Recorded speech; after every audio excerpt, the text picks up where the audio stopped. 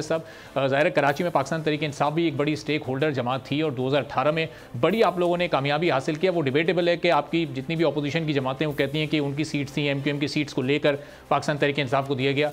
Campaign की तरह आप लोगों की न सिर्फ कराची में बल्कि अगर पूरे मुल्की सतह पर भी बात कर लें तो इस वक्त सिर्फ 14, 15, 16 दिन का वक्त रह गया है और पाकिस्तान तहरीक इंसाफ का कोई जलसा, कोई कॉर्नर मीटिंग, कोई इस तरह की एक्टिविटी होते हुए हमें नज़र नहीं आ रही है।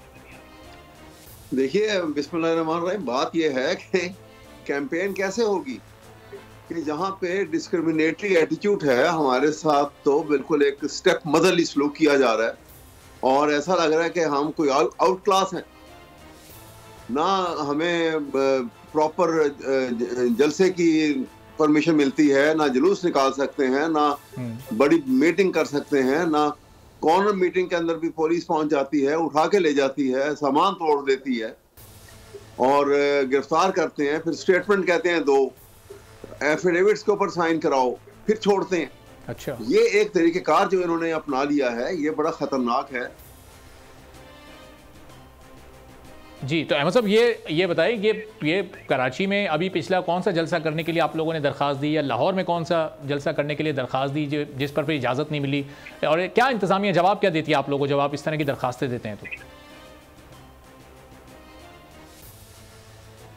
अहमद उवैस साहब से गालिबन राब्ता मुनक़ता हो गया। अहमद साहब को रिकनेक्ट हम करते हैं ताकि फिर उनका मौक़िफ़ भी आवाम तक जा सके। तो शब्बीर साहब, ये अब एक लंबी चौड़ी लिस्ट है पाकिस्तान पीपल्स पार्टी के पास, और अगर पॉइंट भी बड़ा वैलिड है कि अगर 2008 में परफॉर्म नहीं किया था तो 13 में वोट क्यों मिला अंदरूनी सिंध से, 13 में अगर परफॉर्म नहीं किया था तो 18 में वोट क्यों मिला फिर अंदरूनी सिंध से। जैसे जैसे हम आगे बढ़ते जा रहे हैं और एक से अगले इलेक्शन में जाते हैं तो इनके वोट्स और सीट्स की तादाद तो बढ़ती जा रही है, फिर इसकी क्या वजह है?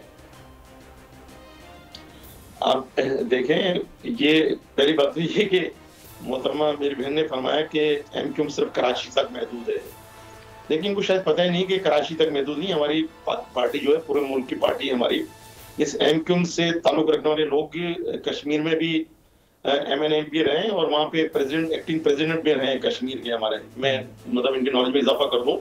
और इसके अलावा फिर हमारे सक्खर से हमारे इलेक्टेड MP रहे हैं, हमारे नौबशाह से इलेक्टेड MP रहे हैं, हमारे मीर बुखार से मैं खुद वहाँ से एक जमाने में MP इलेक्ट हुआ था, और हैदराबाद, कराची। बात ये कह रहे हैं कि फिर अभी वोट क्यों पड़ जाते हैं, तो मैं इस डिटेल में नहीं जाना चाह रहा कि वोट किस तरह से हासिल करते हैं, किस तरह से ये शायद वो जो एमक्यूएम पाकिस्तान जब से बनी है ना, शायद उसके बाद की वो बात कर रहे हैं। वो जो पहले एक एमक्यूएम वो करती थी, वो उसकी नुमाइंदगी तो मुल्तान में, आजाद कश्मीर में हमने देखी। सब्सक्राइब करें और बेल दबाएं ताकि कोई खबर रह न जाए।